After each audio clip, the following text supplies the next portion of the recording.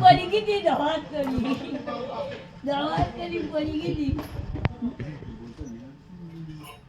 সব করুন নিতে ছাড়বো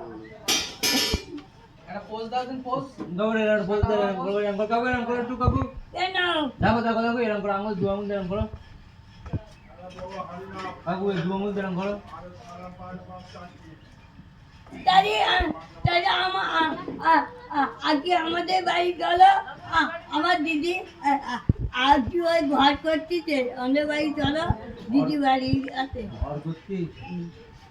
তুমি থাকো কোথায় কি তুমি থাকো কোথায় কেন